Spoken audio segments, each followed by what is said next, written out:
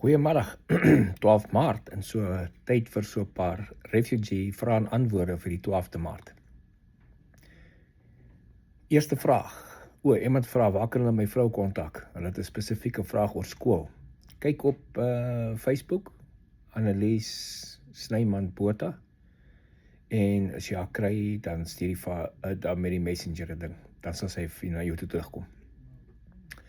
Eerste vraag, kan my kinders summerskool toe gaan as ons daar aankom, om 'n bietjie op te vang wat hulle gemis het so ver die jaar?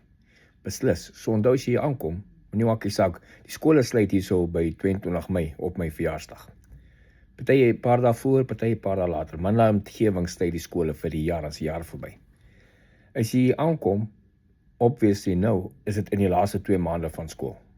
So, moenie dink omdat die laaste 2 maande is, ek gaan hulle uithou vir net volgende jaar insit nie. Sit hulle in die skool onmiddellik.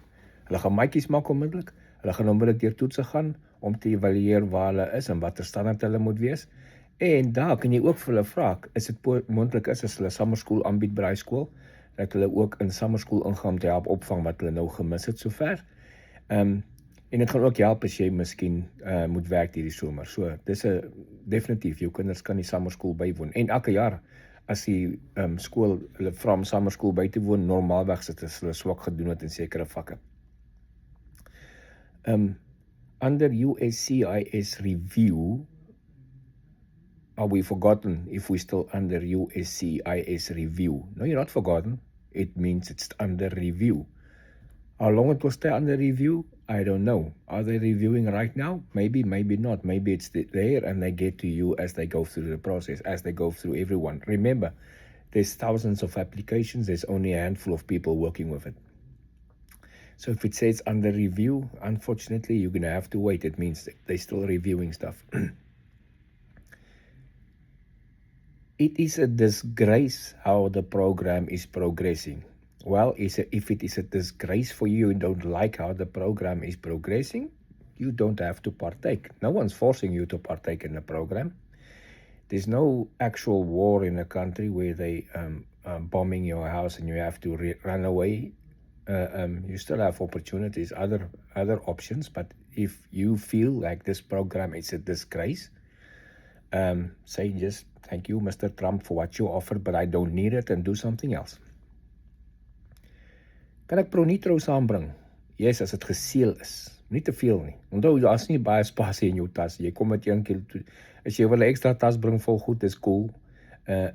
Maar dit moet net geseël wees en nie te veel van die enige item met hulle nie dink jy's besig om goed te probeer 'n besigheid oor te bring, weet goed te verkoop nie. Waar kan 'n mens in Amerika, as jy in Amerika is, waar gaan 'n mens goeie kwaliteit vleis vir billike pryse kry? Jy moet kyk waar jy is in jou stad, in jou dorp. Jy gaan 'n bietjie moet rondshop. Baie keer kry jy by farmers markets, local markets en sulke goeders. Ander keer kry jy goeie vleis by Walmart en Kroger en sulke plekke en Winn-Dixie, jy weet al die groot Publix is bietjie duurder. Ek koop my vleis sommer by Save-A-Lot of by BJ's Wholesales. So, jy moet maar net bietjie rondshop en die toets die vleis. Ek het regtig nog nêrens sleg vleis gekry nie. Swak quality vleis, jy weet, vleis wat af is, nog nooit nie, vandat ek hier bly. So, en jy sal sien, party vleis is baie duurder as ander, selfs snit. Jy moet maar net gaan toets. So, en as jy rondkyk, kyk waar is die beste, dan gaan jy altyd daar. Moet jy alle dokumente saambring na die live interviews toe? Yes, jy moet jou papiere saambring na die live interviews toe. Nou vra hulle ook, moet ek extra afskrifte saambring? Moet hulle gesertifieer wees en hoeveel? Enige afskrifte wat jy maak moet gesertifiseer wees.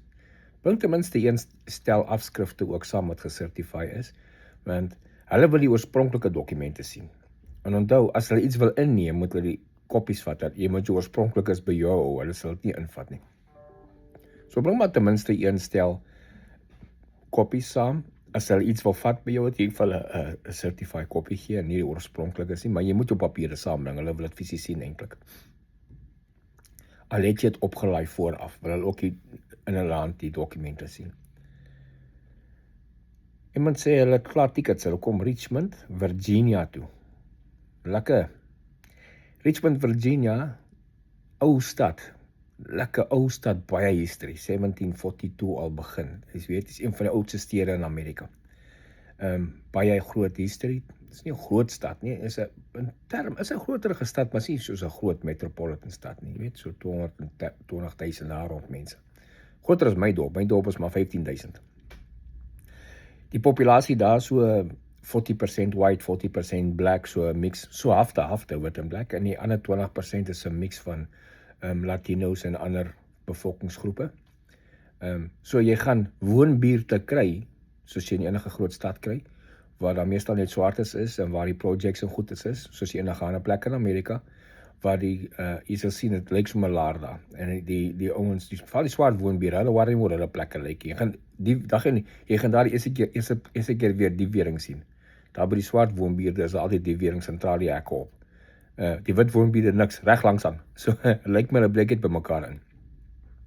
Maar nou ja, is 'n nice plek, Richmond, Virginia, jy is nie ver van Washington DC en die ander plek af, jy is nie ver van die see af nie, so 'n nice plek om te bly. Wat van laerskoolkinders, wat maak jy met hulle gedurende die somervakansie?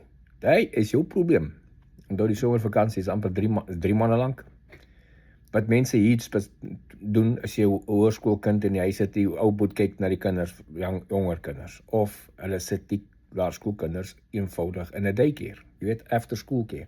Al die daycares hier het ook after school care, so baie kinders, laerskoolkinders gaan net na die daycare toe vir hulle after school, of hulle gaan summer school toe. Summer school is gewoonlik vir die kinders wat sukkel het, en hulle moet nou 'n paar goed oordoen, maar dan sit party ouers die kinders in summer school, laat hulle, want hulle kan dit nie by die huis los nie, so, en ek sad vir die kinders, om weer in skool te gaan sit vir julle somer ook, want daar doen hulle fisies klasse. Maar as hulle na die daycare toe gaan, dan speel hulle in die parkie buitekant, jy weet, speel met hulle maatjies en hulle activities, dat gee hom net geld kos. Summer school, as jy summer school toe moet gaan by die skool, betaal nie daarvoor nie, maar by die daycare gaan jy moet betaal, so, ja, as jy nie self vakansie vat nie, dan gaan jy hulle maar in 'n daycare moet sit. Of iemand kry wat hulle oppas, miskien 'n teenager kry, jy weet, hier's baie teenagers wat dit doen, jy weet, kinders wat in standaard 9 en 10 of so is, dogters veral, wat babysitting doen, miskien 'n babysitter kry, wat kan kom in die dag by jou kinders, want hulle sit daar so en doen hulle eie ding en pas die kinders op. So, hoe kan hulle net Johannesburg, Pretoria en Kaapstad gebruik vir medicals? Ons almal het nie geld om te travel nie. Wel, op die oomblik, hulle kan net daai 3 plekke gebruik, want dit is die enigste 3 plekke waar hulle dokters het wat geregister is by Amerika. Hulle het nie dokters oor die hele land wyd waar jy kan medicals doen nie. Daai dokter wat jou medicals doen, is geregistreer by die US Embassy. Hy moet spesifiek na spesifieke goed kyk en net hy. En dis net een. Dis nou seker 'n paar meer. Maar toe ek gekom het 17 jaar terug, was daar net een in Johannesburg, een enkele dokter. Almal wat moes by hom verby gegaan het. So hulle het seker nog 'n bietjie meer, maar dis net daai hoofplekke en dit gaan naby aan die ambassades wees waar hulle die interviews en goeters doen. So ongelukkig, Amerika het nie 'n unlimited funding vir dit en so om dokters in elke dorp en stad te sit nie. Dis maar die ding. En as jy dit nie kan bywoon nie, ek sê maar, dis ongelukkig al wat hulle het. Niks wat jy daaraan kan doen nie. So dit is basies die vraag vir vandag.